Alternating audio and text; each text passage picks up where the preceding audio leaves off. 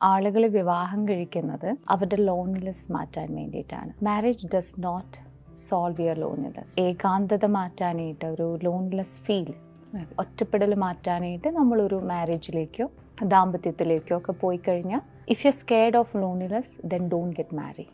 നമ്മൾ ഒരിക്കലും വിചാരിക്കരുത് ഒരു സക്സസ്ഫുൾ മാരേജ് എന്ന് പറയുന്നത് എത്ര വർഷം കൂടെ താമസിച്ചു എന്നുള്ളതാണ്.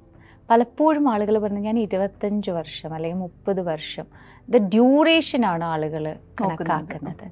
Successful marriage is not depends on the duration. We are born in relationship. We are wounded in relationship. But we can heal in relationship. Relationship-ൽ wound ഉണ്ടെങ്കിലും നമ്മൾ ബുദ്ധിമുട്ടിയിട്ടുണ്ടെങ്കിലും നമുക്ക് അത് ഹീൽ ചെയ്യാവുന്നതാണ്. ഓക്കെ, ചിലപ്പോൾ ആ റിലേഷൻഷിപ്പിൽ തന്നെ ആവണം നിർബന്ധമൊന്നുമില്ല. But you can still protect your self. ഒരു ബെറ്റർ റിലേഷൻഷിപ്സ് ഒക്കെ നമുക്ക് അട്രാക്ട് ചെയ്യാൻ പറ്റും, അല്ലെങ്കിൽ ഉണ്ടാവുകയും ചെയ്യും. ഇപ്പോൾ ട്രോമ എന്ന് പറഞ്ഞിട്ടുള്ള ഒരു വാക്ക് കേൾക്കാനുണ്ടല്ലോ. അപ്പോൾ ഇത് എങ്ങനെയാണ് പാരൻസിൻ്റെ പാരമ്പര്യമായിട്ട് കുട്ടികൾക്ക് വരുന്ന ഒരു കാര്യമാണോ? അങ്ങനെ വരാൻ സാധ്യതയുണ്ട്? Trauma can B anything. അതൊരു കുട്ടികളുടെ ഒരു പാരമ്പര്യമാവണം നിർബന്ധമൊന്നുമില്ല. Any one can have trauma. ഏതെങ്കിലും തരത്തിലുള്ള ഒരു സൈക്കോളജിക്കൽ ആയിട്ടുള്ള ഒരു ഡീപ്പായിട്ടുള്ള ഒരു വൂണ്ടിനെ, അല്ലെങ്കിൽ നമുക്ക് മറക്കാനും പറ്റാത്ത, നമ്മുടെ ഡെയിലി ലൈഫിനെ, അല്ലെങ്കിൽ നമ്മുടെ ഒരു എന്താ പറയുക, ഒരു ഭാരവും കൊണ്ട് നടക്കില്ലേ നമ്മൾ കൂടെ നടക്കുമ്പോൾ, ഹെവി ഒരു എപ്പോഴും ഒരു ഗ്യാസ് സിലിണ്ടർ എടുത്ത് കയ്യിൽ പിടിച്ചാൽ എങ്ങനെ ഉണ്ടാകും, അതുപോലെ കൊണ്ട് നടക്കുന്ന ഒന്നാണ് ഈ ശരിക്കും പറഞ്ഞാൽ ട്രോമ എന്ന് ഉദ്ദേശിക്കുന്നത്. ഇനി ഒരു ഇപ്പോൾ ഉദ്ദേശിച്ച ഒരു പാരമ്പര്യം എന്നുള്ളൊരു ലെവലിൽ പറഞ്ഞതുകൊണ്ടിട്ട് പറഞ്ഞതാണ്, there is something called generational trauma.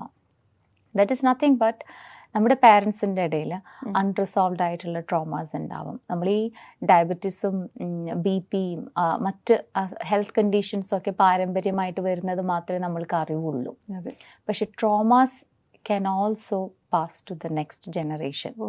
Okay, there is ഒരു അൺറിസോൾവ്ഡ് ആയിട്ടുള്ള ഇഷ്യൂസ് ഉണ്ടെന്ന് മനസ്സിലാക്കുക, അല്ലെങ്കിൽ കോൺഫ്ലിക്റ്റുകൾ ഉണ്ടെന്ന് മനസ്സിലാക്കുക. അപ്പോൾ ഇതെല്ലാം റിസോൾവ് ആയില്ല എങ്കിൽ ഓക്കെ, അത് കുട്ടികളിലെ ബാധിക്കാനും അവർ ആ ട്രോമ ക്യാരി ചെയ്യാനും സാധ്യതയുണ്ട്.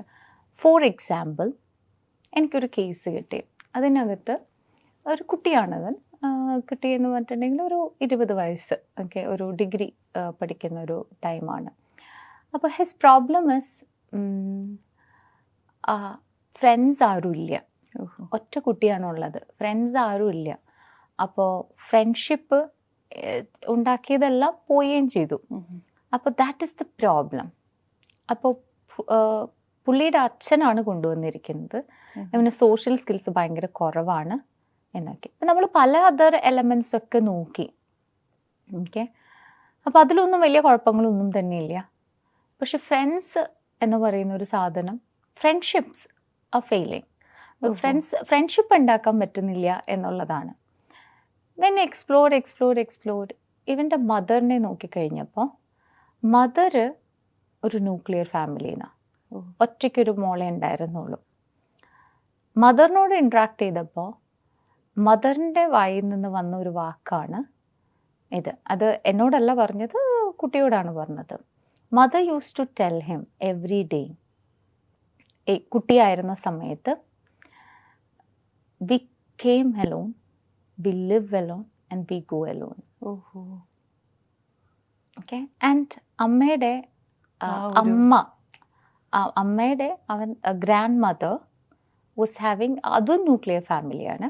2 പേരുണ്ടായിരുന്നുള്ളൂ, ബ്രദറും ഈ ഗ്രാൻഡ് മദറും മാത്രമേ ഉണ്ടായിരുന്നുള്ളൂ. സോ ദിസ് ജനറേഷൻ, ഇത് entire generation, they feel that it is no need to get connected to people emotionally.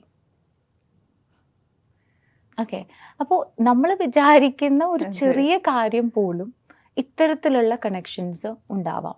ചില സമയങ്ങളിൽ ഇപ്പോൾ ഉദാഹരണത്തിന് വേറൊരു ട്രോമയെക്കുറിച്ച് പറയുകയാണെങ്കിൽ, ചില സമയങ്ങളിൽ പാരൻസ് നെഗ്ലക്റ്റ് ചെയ്യുന്ന കുട്ടികൾ, ഓക്കെ, അല്ലെങ്കിൽ അവരുടേതായ കോൺഫ്ലിക്റ്റുകൾ കൊണ്ടിട്ടോ, അല്ലെങ്കിൽ എന്തെങ്കിലും തരത്തിലുള്ള ഇപ്പോൾ സോ കോൾഡ് പറഞ്ഞ ഏതെങ്കിലും തരത്തിലുള്ള ടോക്സിക് പാരൻസോ ഏതെങ്കിലും തരത്തിലുള്ള കുട്ടികളെ നെഗ്ലക്റ്റ് ചെയ്ത് അവർക്ക് വേണ്ട കെയറോ സ്നേഹമോ കൊടുക്കാത്ത കുട്ടികൾ, അവരൊരിക്കലും എന്തുകൊണ്ട് എൻ്റെ പാരൻസ് എന്നെ നോക്കുന്നില്ല അല്ലെങ്കിൽ എന്നെ കെയർ ചെയ്യുന്നില്ല എന്ന് ക്വസ്റ്റ്യൻ ചെയ്യാറായിട്ടില്ല.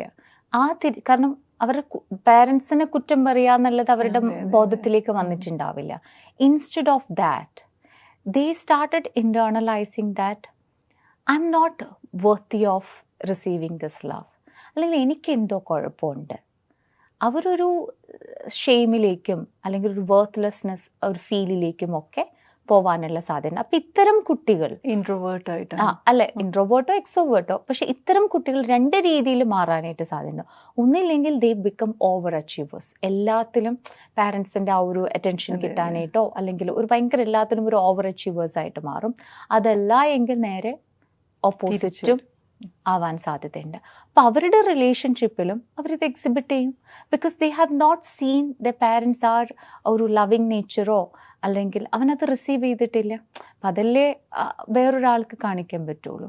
ഇപ്പോൾ ഫാദറിന് ഒരു നല്ല മദറിൻ്റെ ഒരു വൈഫിൻ്റെ റിലേഷൻഷിപ്പ് ഒന്നുമില്ലാത്ത ഒരു വ്യക്തിയാണ് എങ്കിൽ കുട്ടി കുറേ നാൾ കഴിയുമ്പോൾ വലുതായി കഴിയുമ്പോൾ പല രീതിയിൽ ജീൻസ് ആർ സെയിം, DNA ഒക്കെ നമ്മുടെ സെയിം ആയിരിക്കും, പക്ഷേ എൻവിറോൺമെൻറ്റൽ ഫാക്ടേഴ്സ് കൊണ്ട് ഈ ജീൻസിൻ്റെ എക്സ്പ്രഷൻസ് ക്യാൻ ബി ഡിഫറെൻറ്റ്. അപ്പം അവനും ഇൻറ്റേർണലൈസ് ചെയ്യുന്നത് എൻ്റെ ഫാദറിന് ഒരു നല്ല ലൈഫ് ഉണ്ടായിരുന്നില്ല, so he might attract only emotionally unavailable ആയിട്ടുള്ള പാർട്ട്നേഴ്സിനെ ആയിരിക്കും അട്രാക്റ്റ് ആവുക, അല്ലെങ്കിൽ he become toxic. Okay, but these are the trauma can be repeated if any sort of unresolved issues. ഒരു long process. It's a long പ്രോസസ്സാണ്. ഒരു successful ദാമ്പത്യ ജീവിതത്തിന് ഫോർമുലകൾ എന്തെങ്കിലും ഉണ്ടോ? അതോ അതെങ്ങനെ വിജയകരമായിട്ട് നന്നായിട്ട് കൊണ്ടുപോകാം? അത് രണ്ട് കാരണം കൊണ്ടായിരിക്കും. ചിലത് വളരെ മോശമായിട്ട് പോവും, ചിലത് നന്നായിട്ട് വരും. എങ്ങനെ നന്നാക്കി നമുക്ക് കൊണ്ടുപോകാം? പലപ്പോഴും ആളുകൾ വിവാഹം കഴിക്കുന്നത് മുമ്പത്തെ കാര്യമല്ല കേട്ടോ, ഇപ്പോഴത്തെ എനിക്ക് അറിവുള്ളൊരു കാര്യമാണ് ഞാൻ പറയുന്നത്, അവരുടെ ലോൺലിനെസ് മാറ്റാൻ വേണ്ടിയിട്ടാണ്. Marriage does not solve your loneliness. അത് നമ്മൾ മനസ്സിലാക്കണം. നമ്മുടെ ആ ഒരു ഏകാന്തത മാറ്റാനായിട്ട്, ഒരു ലോൺലെസ് ഫീൽ, ഒറ്റപ്പെടൽ മാറ്റാനായിട്ട് നമ്മളൊരു മാരേജിലേക്കോ ദാമ്പത്യത്തിലേക്കോ ഒക്കെ പോയി കഴിഞ്ഞാൽ അത് കൂടുതൽ okay. There is a quote I read, if you are scared of loneliness then don't get married. Okay, ചിലപ്പോൾ അപ്പോഴായിരിക്കും നമ്മൾ കൂടുതൽ ഇത് റിയലൈസ് ചെയ്യാൻ പോകുന്നത്. ഓക്കെ, അപ്പോൾ അതൊന്ന്. രണ്ട്, നമ്മൾ ഒരിക്കലും വിചാരിക്കരുത് ഒരു സക്സസ്ഫുൾ മാരേജ് എന്ന് പറയുന്നത് എത്ര വർഷം കൂടെ താമസിച്ചു എന്നുള്ളതാണ്. പലപ്പോഴും ആളുകൾ പറഞ്ഞു ഞാൻ 25 വർഷം അല്ലെങ്കിൽ 30 വർഷം, ദ ഡ്യൂറേഷനാണ് ആളുകൾ കണക്കാക്കുന്നത്. Successful marriage is not depends on the duration. Okay, it's how the way the both of them are living in that relationship. It's നമ്മളൊരു മാരേജ് എല്ലാവർക്കും പറഞ്ഞിട്ടുള്ളൊരു കാര്യമാണെന്ന് തോന്നുന്നില്ല.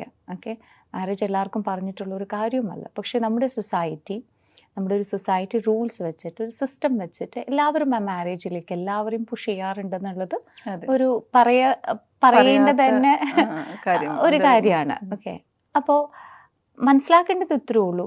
Marriage, when you should get married, you should feel that I M ready to love somebody, I'm ready to give. എന്നെ നന്നായി നോക്കും. പലപ്പോഴും പല ക്ലയൻസും പറയുന്നുണ്ട്, ഞാൻ എൻ്റെ വീട്ടിൽ ഒരുപാട് അനുഭവിച്ചാണ് വളർന്നത്, ഇദ്ദേഹത്തെ കല്യാണം കഴിച്ചപ്പോൾ ഞാൻ വിചാരിച്ചു ഇദ്ദേഹം ഇതിനൊക്കെ ഒരു പരിഹാരമാർഗമായിരിക്കും, he is going to take care of me. Then don't marry. That is not his job. That's his not job. You have to take care of yourself. നിങ്ങൾ പ്രൊട്ടക്റ്റ് ചെയ്യുക അല്ലെങ്കിൽ നിങ്ങൾ നോക്കാനായിട്ടല്ല നമ്മൾ എന്താ പറയുക ഒരു ഭർത്താവിനെ നമ്മൾ ഇറ്റ്സ് എ പാർട്ട്ണർഷിപ്പാണ്. അപ്പോൾ ഒരു സക്സസ്ഫുൾ മാരേജ് എന്ന് പറയുന്നത് ഇറ്റ്സ് നോട്ട് ഡ്യൂറേഷൻ. ഓക്കെ, ഒരു സക്സസ്ഫുൾ മാരേജ് എന്ന് പറഞ്ഞ് നമുക്ക് കോട്ട് ചെയ്യാനും പറ്റില്ല. റിലേഷൻഷിപ്പിൽ എപ്പോഴും അപ്സ് ആൻഡ് ഡൗൺസ് ഉണ്ടാവും, അത് സ്വാഭാവികമായിട്ടുള്ളൊരു കാര്യമാണ്. പിന്നെ നമ്മൾ സോ കോൾഡ് എപ്പോഴും നമ്മൾ കല്യാണം കഴിച്ചപ്പോൾ ഉള്ള ബിഗിനിങ്ങിലുള്ള ആ ഒരു സ്നേഹമോ എക്സൈറ്റ്മെൻറ്റോ സോ കോൾഡ് ലവ് ഫീലോ ഒന്നും ഉണ്ടാവണം നിർബന്ധമൊന്നുമില്ല. Because emotions changes, the true emotions always changes. ഇന്നിപ്പോൾ രാവിലെ രമ്യയ്ക്ക് ഉണ്ടായ ഇമോഷൻസ് അല്ല റൈറ്റ് നൗ, അതെ. അല്ലേ? അപ്പോൾ ഇമോഷൻസ് ചേഞ്ചസ്. ദെൻ എങ്ങനെയാണ് ഈ മാരേജസ് സ്റ്റേ ചെയ്യുന്നത് എന്നുള്ളതാണ്. മാരേജ് വെൽ നോൺ തെറപ്പിസ്റ്റ് ആയിട്ടുള്ള ഗോട്ട്മാൻ പറയുന്ന ഒരു കാര്യമുണ്ട്. ഈ ലവിനൊക്കെ മേലിൽ commitment, loyalty, respect, understanding. These are the elements actually runs the relationship. അല്ലാതെ ഒരു പാർട്ട്ണർ എന്ന് പറയുന്ന അടിച്ചമർത്താനോ അല്ലെങ്കിൽ ഞാൻ പറയുന്ന കാര്യം കേൾക്കാനായിട്ടൊരു ഭർത്താവോ അല്ലെങ്കിൽ ഭർത്താവ് പറയുന്ന കാര്യങ്ങൾ കേൾക്കാനായിട്ടൊരു ഭാര്യയോ അങ്ങനെയല്ല റിലേഷൻഷിപ്പ് വർക്ക് ചെയ്യുക. You are an individual. You have lot of ambitions, desires, wishes, and you have that individual characteristics, traits and everything. And he also has. പക്ഷേ ഇത് രണ്ടും ഒത്തുപോവാൻ ശ്രമിക്കുമ്പോൾ ഡെഫിനറ്റ്ലി കോൺഫ്ലിക്ട്സ് ഉണ്ടാവും. ഉദാഹരണത്തിന് എല്ലാവർക്കും പറഞ്ഞിട്ടുള്ള ഈ മാരേജ് എന്ന് പറയാൻ കാരണം നമ്മളൊരു MNCയിൽ ജോലിക്ക് പോകാൻ തീരുമാനിച്ചു. അതിൻ്റെ അകത്ത് ഫോളോ ചെയ്യേണ്ട ചില റൂൾസ് ആൻഡ് റെഗുലേഷൻസ് ഉണ്ട്. നമുക്കിഷ്ടപ്പെട്ടാലും ഇഷ്ടപ്പെട്ടില്ലെങ്കിലും the moment you decide to work there you have to follow. ഇപ്പോൾ മാരേജിൽ ഞാനോ ആരുമോ റെഡി ആയിട്ട് പോകുന്നുണ്ട് എങ്കിൽ അല്ലെങ്കിൽ മാരേജിലാവുന്നുണ്ട് എങ്കിൽ as long as you are in the marriage you are bound to follow the rules. And what are these rules? ഞാനിപ്പോൾ ഈ പറഞ്ഞ പോലെ നമ്മുടെ ഇപ്പോൾ റൂൾസ് എന്ന് പറഞ്ഞ ഭർത്താവ് ഇപ്പോൾ കഴിഞ്ഞ ദിവസം ഒരാൾ പറഞ്ഞു, മാം എനിക്ക് അറിയില്ലായിരുന്നു ഒരു പേപ്പർ കഷ്ണം വീണാൽ ഞാൻ അടിക്കുന്നതിന് മുമ്പ് അദ്ദേഹം എൻ്റെ മുഖത്തിട്ടടിക്കും. Okay, and I lived 14 years. എനിക്ക് 2 കുട്ടികളാവുന്നത് വരെ ഞാൻ നിന്നു. അതിനുശേഷമാണ് ഞാൻ റിയലൈസ് ചെയ്യുന്നത്, വീഡിയോസിൽ നിന്ന് ഞാൻ മനസ്സിലാക്കിയത് he's A narcissistic personality person. എന്നിട്ട് ഞാൻ 6 മാസം പ്ലാൻ ചെയ്തിട്ടാണ് അവരതിൻ്റെ അകത്തുനിന്ന് പുറത്തു വന്നത്. അപ്പോൾ ഈ രീതിയിലൊക്കെ കാര്യങ്ങൾ പോകുമ്പോൾ നമ്മൾ മനസ്സിലാക്കുന്ന, അപ്പോൾ എവിടെയാണ് നമ്മുടെ അണ്ടർസ്റ്റാൻഡിങ്, നമ്മുടെ ഒരു commitment, loyalty, respect. There is something called respect.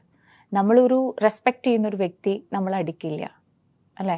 അല്ലെങ്കിൽ ആ ഒരു കാര്യങ്ങൾ ചെയ്യാനായിട്ടുള്ളൊരു വ്യക്തി മാത്രമല്ല ഒരു സ്ത്രീ എന്ന് പറയുന്നത്. അപ്പം ഇത്തരം അണ്ടർസ്റ്റാൻഡിങ് ഒന്നും നമുക്കും ഇല്ല.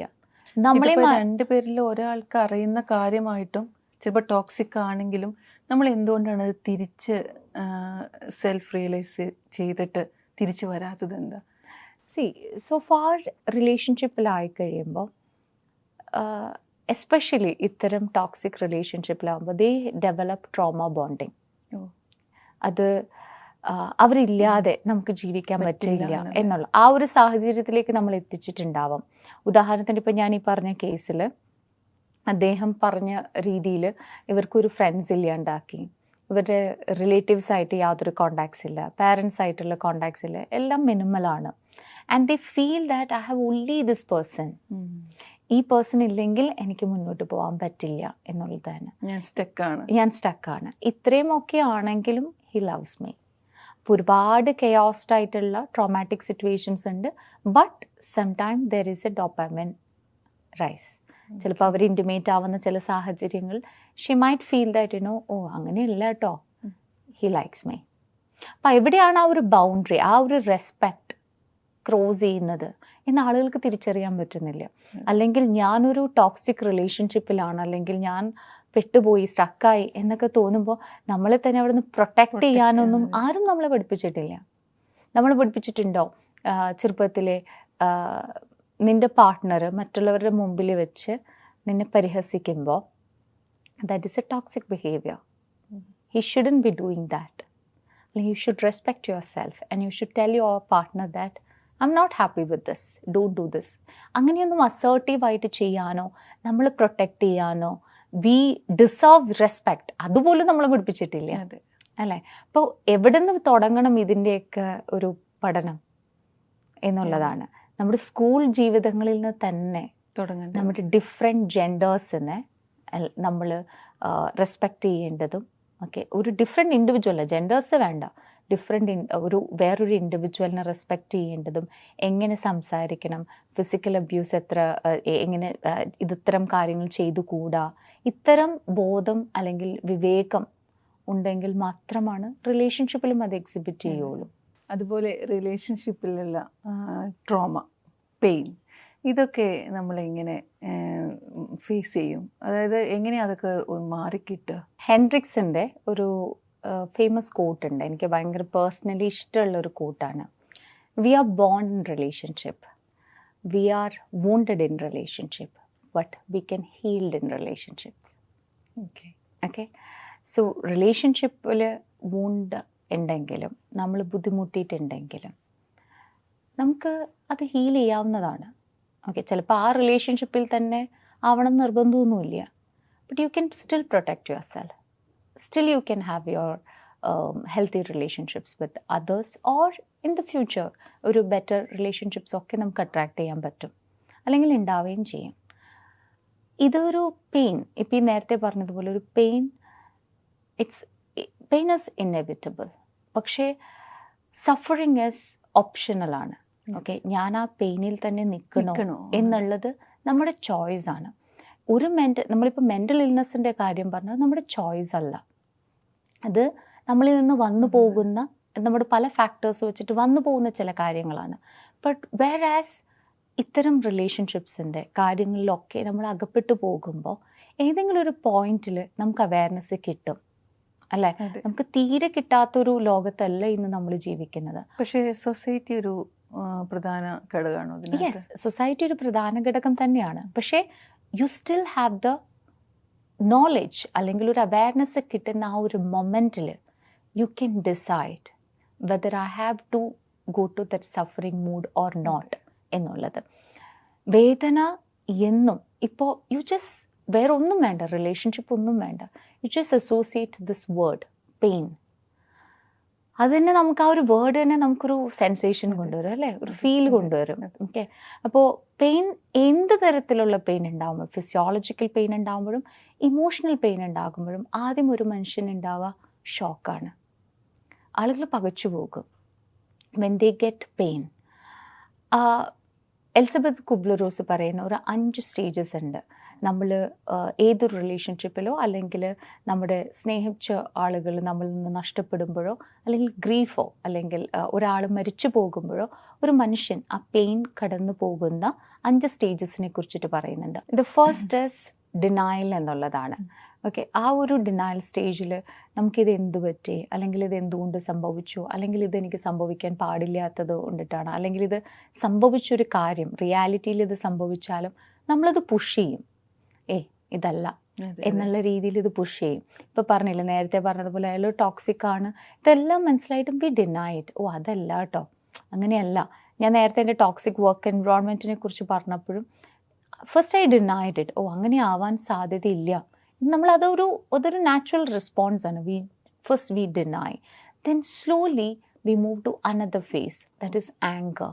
എസ്പെഷ്യലി റിലേഷൻഷിപ്പിലോ അല്ലെങ്കിൽ നമുക്കൊരാൾ മരിച്ചു പോകുമ്പോഴോ ഇത്തരത്തിലുള്ള ഡീപ്പ് പെയിനിലൂടെ പോകുമ്പോൾ ദെൻ വി ഗെറ്റ് ഭയങ്കര ഒരു emotional റെസ്പോൺസാണ്.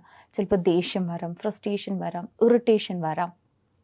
Then we move to another stage that's called bargaining. എന്തുകൊണ്ട് ഇത് സംഭവിച്ചു, എനിക്കിത് സംഭവിക്കാൻ പാടില്ലായിരുന്നു. അപ്പോൾ ഇത്തരം സ്റ്റേജസ് നമുക്ക് ഫേസ് ചെയ്യാതിരിക്കാൻ വേണ്ടിയിട്ട്, അല്ലെങ്കിൽ ആ ഒരു ആ ഒരു പ്രോസസ്സ്, ആ പെയിനിൽ നിന്ന് തന്നെ നമ്മൾ പലപ്പോഴും കൗൺസിലിങ്ങിൽ കാണാറുണ്ട്, they don't want to process it, they just bargain it, because they just want to, എന്താ പറയുക, അത് മുറിച്ച് കളഞ്ഞ് എങ്ങനെയെങ്കിലും രക്ഷപ്പെടാം എന്നുള്ള ഒരു ദ്വര ഉണ്ടാകും എല്ലാ ഇതിലും, ഇൻക്ലൂഡിങ് മീ. ആ ഒരു സ്റ്റേജിലൂടെ പോകുമ്പോൾ everyone follow this stages എന്നുള്ളതാണ്. ഈ ബാർഗെയിനിങ് കഴിഞ്ഞിട്ട് slowly they move to another stage that's called depression, where slowly they will try to understand what's happening. They try to deal with ആ ഒരു loss, അല്ലെങ്കിൽ ഇങ്ങനത്തെ സാഹചര്യം എനിക്ക് എൻ്റെ ജീവിതത്തിൽ സംഭവിച്ചു, അല്ലെങ്കിൽ ഈ ഒരു പേഴ്സൺ എൻ്റെ ജീവിതത്തിൽ നഷ്ടമായി, ഇങ്ങനെ വന്നു. അപ്പോൾ അവർക്ക് ചിലപ്പോൾ ആ സമയത്ത് ഹോപ്പ്ലെസ് ഫീൽ ഉണ്ടാവാം, വർത്ത്ലെസ്നെസ് ഉണ്ടാവും, shame, guilt, mixed of negative emotions അവർക്കത് ഫീൽ ചെയ്യാം. ഇനി ജീവിക്കാൻ പറ്റില്ല എന്നുള്ളൊരു ലെവലിലേക്ക് പോവാം. ആ സമയത്തായിരിക്കും ഇപ്പം ഇത്തരം സാഹചര്യങ്ങളിലേക്ക് ആയിരിക്കും നമ്മൾ ഈ ഒരു ഡിപ്രസീവായിട്ടിരിക്കുന്ന മൂഡിലേക്കാണ് നമ്മളിപ്പോൾ എന്താ പറയുക, ഡിവോഴ്സ് തെറ്റാണ് ശരിയാണെന്നൊക്കെ പറയുമ്പോൾ വളരെ വേദന. എനിക്ക് തോന്നും എത്ര ഇൻസെൻസിറ്റീവായിട്ടും എത്ര ആളുകൾക്ക് എങ്ങനെയാണ് ഇങ്ങനത്തെയൊക്കെ കാര്യങ്ങൾ പറയാൻ തോന്നുക എന്ന് തോന്നാറുണ്ട്. After this depression stage then they move to another stage that's called acceptance, where they start understanding this happened to me. ഭയങ്കര ഹാപ്പിലി ഒന്നും നമുക്ക് നമ്മുടെ ഒരു ലോസും അല്ലെങ്കിൽ നമ്മളുടെ ഉണ്ടാകുന്ന സെപ്പറേഷൻസും ഒന്നും നമുക്ക് അക്സെപ്റ്റ് ചെയ്യാൻ പറ്റില്ല. നമ്മൾ അക്സെപ്റ്റൻസ് എന്ന് പറയുമ്പോൾ എല്ലാവരുടെയും വിചാരം ഭയങ്കര ഹാപ്പി ഫേസിൽ അത് ചെയ്യണം എന്നുള്ളതാണ്. അല്ല. But we understand this happened and we acknowledge it. And with this awareness, how can I move forward? ഈ ഒരു ടേംസിലേക്ക് എത്തും. അപ്പോൾ ഏതൊരു പെയിൻ ഉണ്ടാകുമ്പോഴും, ഏതൊരു ലോസ് ഉണ്ടാകുമ്പോഴും, ഏതൊരു വ്യക്തി നമ്മുടെ ജീവിതത്തിൽ ഇല്ലാതെ ആകുമ്പോഴും, ഫിസിക്കലിയോ അല്ലെങ്കിൽ അല്ലാതെയോ, നമ്മൾ ഇത്തരം സ്റ്റേജസിലൂടെ പോകും. അത് നമ്മളൊരു ഡീപ്പായിട്ട് കണക്റ്റഡ് ആയിട്ടുള്ള ഒരു പേഴ്സൺ ആണെങ്കിൽ ഈ സ്റ്റേജസ് എല്ലാം കുറേയും കൂടി ഇൻറ്റൻസ് ആയിരിക്കും. ഇപ്പോൾ ഡിവോഴ്സ് സ്റ്റേജിലൊക്കെ രണ്ടുപേര് തമ്മിൽ ബ്ലെയിം ചെയ്യുന്ന ഒത്തിരി കാര്യങ്ങൾ ക്രിയേറ്റ് ചെയ്യുന്നുണ്ടാവും അല്ലേ? അവർ പുതിയ നടക്കാത്ത കാര്യങ്ങളായിരിക്കും ചിലപ്പോൾ. കാരണം രണ്ടുപേരും പഴിചാരുക അതേ അവിടെ ഉള്ളൂ. അപ്പം ഞങ്ങളിവിടെ കുറച്ച് മുമ്പ് ഈ ഇൻ്റർവ്യൂ തുടങ്ങുന്നതിന് മുമ്പ് സംസാരിച്ചു, ഒരു തെറ്റ് ചെയ്ത് കഴിഞ്ഞാൽ അതെങ്ങനെ പിന്നെ അതിനെ മാറ്റിയിട്ട്, ഇപ്പോൾ നമ്മളുടെ ആ ഒരു ഫിലിമിലില്ലേ നമ്മുടെ ജോർജ് കുട്ടി, ഇന്നതാണ് അന്ന് സംഭവിച്ചത് എന്ന് നമ്മൾ തന്നെ പറഞ്ഞ് ആദ്യം വിശ്വസിച്ച് അതുപോലെ ആക്കി തീർക്കും എന്നുള്ളത് എന്നോട് ഇവിടെ ഒരാൾ പറഞ്ഞു.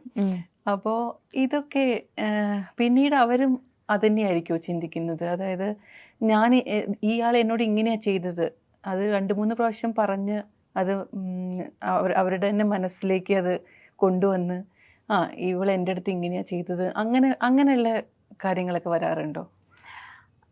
ഇപ്പം ഈ പറഞ്ഞു ഉദാഹരണത്തിന് ഒരു മറുപടി പറയാനായിട്ട് എനിക്കറിയില്ല. ബിക്കോസ് ആ ഒരു മൂവിയുടെ സൈക്കോളജിക്കൽ പെർസ്പെക്റ്റീവ്സ് എന്ന് വരെ ഞാൻ ചിന്തിച്ചിട്ടില്ല, അതിനെ അനലൈസ് ചെയ്തിട്ടുമില്ല. പക്ഷേ ഒരു കാര്യം എനിക്കിതിൽ കണക്റ്റായ ഒരു കാര്യം ഞാൻ പറയാം. ടോക്സിക് ബിഹേവിയേഴ്സ് അല്ലെങ്കിൽ ഒരു എസ്പെഷ്യലി ഒരു ടോക്സിക് ആയിട്ടുള്ള ആളുകളിൽ കണ്ടുവരുന്ന ഒരു പ്രധാന ലക്ഷണം ഇതാണ്.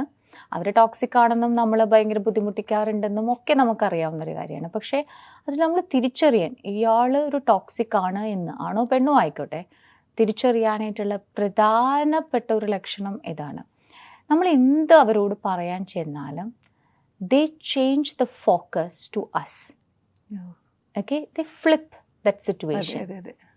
Okay, they flip into your reactions. They will say that, നീ അങ്ങനെ റിയാക്ട് ചെയ്തത് കൊണ്ടിട്ടാ, നിൻ്റെ റിയാക്ഷനാണ് പ്രശ്നം, നിൻ്റെ സ്വഭാവമാണ് പ്രശ്നം. നമ്മൾ അലറുന്നത് വരെയും അല്ലെങ്കിൽ ദേഷ്യപ്പെടുന്നത് വരെയും അല്ലെങ്കിൽ നമ്മൾ ഏറ്റവും മാനസിക സംഘർഷത്തിലെത്തി ബേസ്റ്റ് ഔട്ട് ആവുന്നത് വരെ നമ്മൾ സിറ്റുവേഷനിൽ എത്തിക്കുക. ആ എത്തിച്ചതിന് ശേഷം പിന്നീട് അവർ ചെയ്ത ആക്ഷൻസിനൊന്നും റെസ്പോൺസിബിലിറ്റി എടുക്കാതെ, അക്കൗണ്ടബിൾ ആവാതെ ഈ സിറ്റുവേഷൻസ് എല്ലാം തിരിച്ച് ആ ഫോക്കസ് നിങ്ങളിലേക്ക് വെച്ച് ഫ്ലിപ്പ് ചെയ്തിട്ട് പറയുക, യു ആർ ദ പ്രോബ്ലം. അപ്പം നമ്മുടെ ബോധ്യത്തിനും നമ്മുടെ അടിസ്ഥാനരഹിതമായിട്ട് നമ്മുടെ ബിലീഫ് സിസ്റ്റത്തിനും എതിരായിട്ടാണ് ഇത് പറയുന്നത്. then we get confused. അത് അസംഷൻ അല്ല, അവരൊരു ടാക്ടിക്സ് ആണ്. ടോക്സിക് ആയിട്ടുള്ള വ്യക്തികൾ ചെയ്യുന്ന ഒരു ടാക്ടിക്സ് ആണത്. ഓക്കെ, അപ്പം നമ്മൾ എന്ത് ചെയ്യും? We started thinking that confused ആകും. നമ്മുടെ വ്യക്തിത്വത്തെ അല്ലെങ്കിൽ നമ്മുടെ അടിസ്ഥാന ബോധ്യത്തെ നമ്മൾ ചോദ്യം ചെയ്തു തുടങ്ങും. എനിക്കാണോ പ്രശ്നം? നമുക്ക് തന്നെ തോന്നും നമുക്കാണോ, നമ്മൾ മാനിപ്പുലേറ്റ് ചെയ്യപ്പെടുകയാണെന്നുള്ളതും നമ്മളൊരു ടോക്സിസിറ്റിയിലൂടെ പോകുന്നത് കൊണ്ടിട്ടാണ് എന്നുള്ളത് നമ്മൾ തിരിച്ചറിയാറില്ല. ഇത് കുറച്ച് മുമ്പേ നമ്മൾ പറഞ്ഞ പോലെ വർക്ക് പ്ലേസിലുള്ള അതേപോലെ സെയിം സിറ്റുവേഷൻസ് നമ്മുടെ ബോധ്യത്തിന് അപ്പുറം ഇതുപോലെ തന്നെയാണ് ഗ്യാസ് ലൈറ്റിങ്ങും എല്ലാം സംഭവിക്കാറ്. ഇപ്പം ഗ്യാസ് ലൈറ്റിംഗ് സംഭവിക്കും ചുമ്മാ ഇപ്പം എല്ലാ പിള്ളേരും യൂസ് ചെയ്യുന്ന വേർഡ്സ് ആണ് ഈ ടോക്സിക് എന്നും ഗ്യാസ് ലൈറ്റിംഗ് എന്നും ഒക്കെ ഉള്ളത്. ഗ്യാസ് ലൈറ്റിംഗ് അങ്ങനെയല്ല, നമ്മളൊരാൾ എന്നെ ഗ്യാസ് ലൈറ്റ് ചെയ്യാണ് എന്നുള്ളതല്ല. It's with evidence you have to say.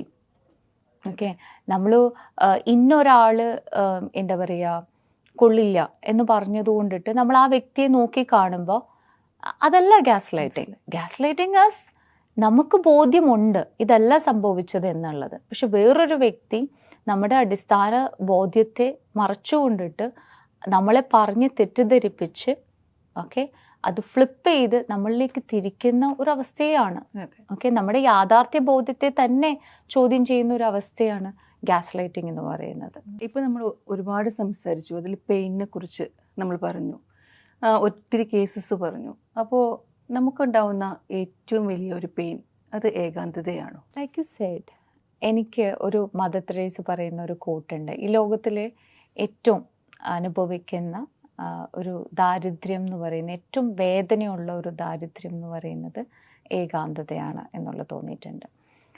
അത് എത്ര പേർക്ക് റിയലൈസ് ചെയ്യാൻ പറ്റുമെന്ന് എനിക്കറിയില്ല. ബട്ട് ഐ ഓൾവേസ് ഫെൽറ്റ് നമ്മൾ പല ഡിസോർഡേഴ്സും പല ഇൽനെസ്സസും അല്ലെങ്കിൽ പല കാര്യങ്ങളും പല കേസസും ഒക്കെ ഡീൽ ചെയ്താലും ഒരു മനുഷ്യൻ്റെ ഒറ്റപ്പെടൽ അല്ലെങ്കിൽ അവൻ ഏകനായി, അവൻ ആരും ഇല്ല, എനിക്കിനി ജീവിക്കാൻ പറ്റില്ല, I don't have any one എന്നുള്ള ഒരു ഡീപ്പ് കോറായിട്ട് അവൻ ഫീൽ ചെയ്യുന്നുണ്ടല്ലോ.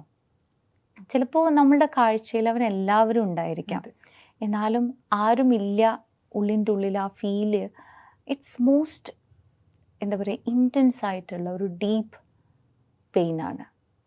നമ്മൾ കുട്ടികൾ എനിക്ക് ആരും ഇല്ല എന്നൊക്കെ പറഞ്ഞ കരയുമ്പോൾ നമുക്ക് ഭയങ്കര സങ്കടം വന്നിട്ട് നമ്മൾ പെട്ടെന്ന് കെട്ടിപ്പിടിക്കും, അമ്മയില്ലേ അച്ഛനില്ലേ എന്നൊക്കെ ചോദിക്കും അല്ലേ.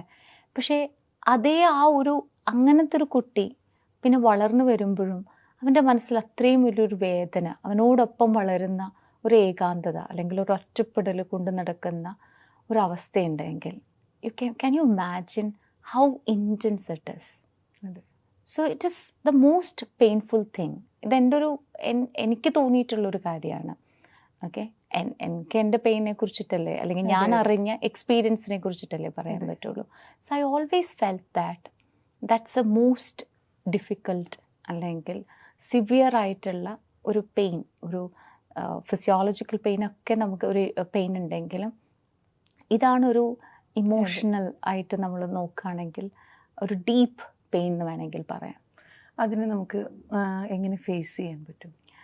ഏകാന്തതയെ ഫേസ് ചെയ്യുക എന്ന് പറയുന്നത് ഒരു പെയിനെ ഇത് ഞാൻ പറഞ്ഞ പോലെ ഇത്രയും ഡീപ്പായിട്ടുള്ള ഒരു പെയിനെ ഡീൽ ചെയ്യുക എന്ന് പറയുന്നത് നമ്മൾ ഈ വീഡിയോസിലൊക്കെ കാണുന്ന പോലെ ചെറിയ ചെറിയ സ്ട്രാറ്റജീസോ അല്ലെങ്കിൽ ടിപ്സുകളോ ഒന്നും പറഞ്ഞിട്ട് ഇൻറ്റൻസ് ആയിട്ട് പോകുന്ന ഈ ഒരു ഏകാന്തതയെ നമുക്കൊന്ന് ബ്രേക്ക് ചെയ്യാനോ അല്ലെങ്കിൽ ആ ഒരു ഫീലിങ്സ് മാറ്റാനായിട്ടോ നമുക്ക് സാധിക്കില്ല എന്നുള്ളതാണ്. ബട്ട് ഇതിൻ്റെ ഒരു പ്രോപ്പറായിട്ടുള്ള ഇൻ്റർവെൻഷൻസോ yes of course personally I believe that is something helped me. അതുകൊണ്ടിട്ട് ഞാൻ പറയുകയാണ്, കൺവെൻഷണൽ മെത്തേഡ്സ് ഉണ്ട്, ഒരു സൈക്കോളജിസ്റ്റ് ഫോളോ ചെയ്യുന്ന CBT REBT അങ്ങനെ പറഞ്ഞിട്ടുള്ള നമ്മൾ പഠിക്കുന്ന ഒരുപാട് സൈക്കോതെറപ്പീസുകളുണ്ട്.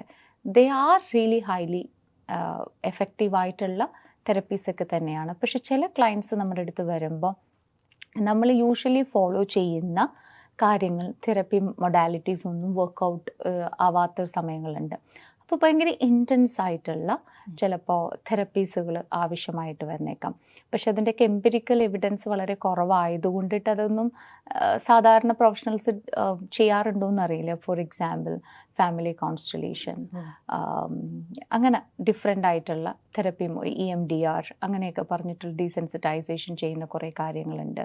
ഹിപ്നോതെറപ്പിയിലൊക്കെ ഒരുപാട് പറയുന്നുണ്ട്. അതായത് CBT സാധാരണ ഒരു CBT ഉപയോഗിക്കുന്നതിനേക്കാൾ കൂടുതൽ റിസൾട്ട്സ് കൊണ്ടുവരുന്ന ഒരു തെറപ്യൂട്ടിക് ഇൻ്റർവെൻഷൻ മോഡലാണ് ഹിപ്നോതെറപ്പി എന്ന് പറയുന്നത്. അപ്പം ഇത്തരം കാര്യങ്ങൾ ഇൻ്റഗ്രേറ്റ് ചെയ്തുകൊണ്ടിട്ട് നമുക്കൊരു വ്യക്തിയെ ഹെൽപ്പ് ചെയ്യാൻ പറ്റും എന്നുള്ളതാണ്. ഒരു സാധാരണ ഒരു വ്യക്തിക്ക് ഇതൊന്നും അറിയുന്നില്ല, നമുക്കിപ്പോൾ തോന്നുകയാണ് ഇവനൊരു ഭയങ്കര ഒരു ഏകാന്തതയിലൂടെ പോവാണ് അല്ലെങ്കിൽ അവനൊരു ഒറ്റപ്പെടൽ ഫീൽ ചെയ്യുന്നുണ്ട് എങ്കിൽ അവർ കംഫർട്ടാവുന്ന രീതിയിൽ അവനോടൊപ്പം ആയിരിക്കുക എന്നുള്ളതാണ് നമുക്ക് ചെയ്യാൻ പറ്റുന്നത്. ചിലപ്പോൾ കുറച്ച് സമയം ചിലവഴിക്കുക, അല്ലെങ്കിൽ കുറച്ച് ആക്ടിവിറ്റീസിൽ രണ്ടുപേർക്കും അല്ലെങ്കിൽ ആ വ്യക്തിക്ക് ഇൻട്രസ്റ്റ് ആയിട്ടുള്ള ഹാപ്പിനെസ് തരുന്ന ചില ആക്ടിവിറ്റീസിൽ ചേരുക. ചിലത് ചോദിച്ചറിയാൻ ശ്രമിക്കുക. ഈ ചോദിച്ചറിയാൻ ശ്രമിക്കുമ്പോൾ ഒരു ഡിപ്രസീവ് മൂഡുള്ള ഒരു വ്യക്തിയോ അല്ലെങ്കിൽ ഒരു ഡീപ്പായിട്ടുള്ള ഇത്തരം വിഷമഘട്ടങ്ങളിലൂടെ പോകുന്ന വ്യക്തികൾക്ക് ഒരിക്കലും നമ്മളോട് പെട്ടെന്ന് ഓപ്പൺ അപ്പ് ആവാൻ പറ്റില്ല. അപ്പോൾ ഒരു നിർബന്ധ ബുദ്ധിയോടെ അപ്രോച്ച് ചെയ്യരുത്. ഒരു നിർബന്ധ ബുദ്ധിയോടുകൂടി അപ്രോച്ച് ചെയ്യാതെ വളരെ പേഷ്യൻറ്റോടുകൂടി നമ്മൾ അവരെ അവരുടെ കൂടെ ആയിരിക്കാൻ ശ്രമിക്കുക. ഒരു റാപ്പോ ബിൽഡ് ചെയ്തതിന് ശേഷം മാത്രം അവരുടെ കാര്യങ്ങൾ ചോദിച്ചറിയാൻ ശ്രമിക്കുക എന്നുള്ളതാണ്. ആദ്യത്തെ ചോദ്യത്തിലോ രണ്ടാമത്തെ ചോദ്യത്തിലോ ഒരു ദിവസം 2 ദിവസം കൊണ്ടിട്ട് അവർ ഓപ്പൺ അപ്പ് ആവില്ല. ടൈം എടുക്കുമായിരിക്കാം അവർക്ക് നമ്മളോട് സംസാരിക്കാനും വിശ്വസിക്കാനും.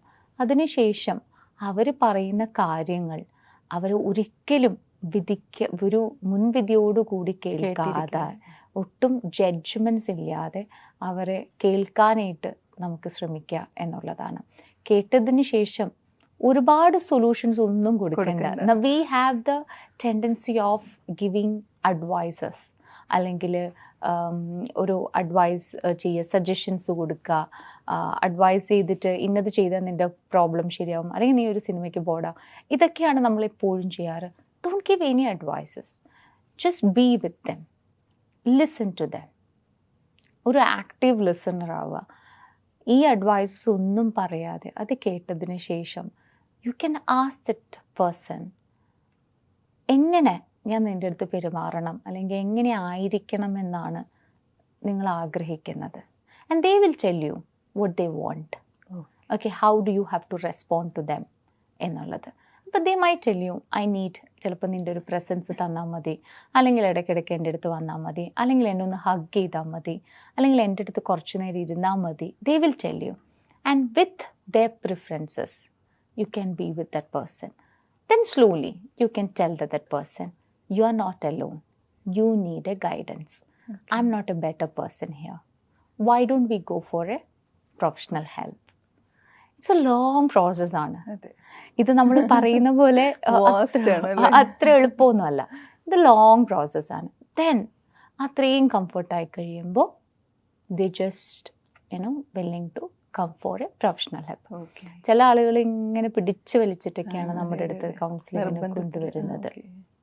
ഓക്കെ, നിർബന്ധത്തിന് വഴങ്ങാതെ, നിർബന്ധിച്ച് കൊണ്ടുവരരുത്. ഇത്തരം സാഹചര്യങ്ങൾ ഒരുക്കി ആ വ്യക്തിക്ക് ബോധ്യം വന്നതിന് ശേഷം they will be ready to share the problems with us. Thank you. ഒരുപാട് കാര്യങ്ങൾ ഞാൻ വിചാരിച്ചതിൽ ഒരുപാട് കാര്യങ്ങൾ എനിക്ക് അറിയാൻ പറ്റി. നമ്മളെല്ലാ മേഖലയിൽ കൂടി ഒന്ന് സഞ്ചരിച്ചു തോന്നുന്നു. ചെറുതായിട്ട് അവിടെ ഇവിടെ പോയി. എന്തായാലും വളരെ സന്തോഷം ഇങ്ങനെ വന്ന് ഞങ്ങളോട് ഇതൊക്കെ ഷെയർ ചെയ്തതിലും ഞങ്ങൾക്ക് ഒരുപാട് കാര്യങ്ങൾ പറഞ്ഞു തന്നതിലും.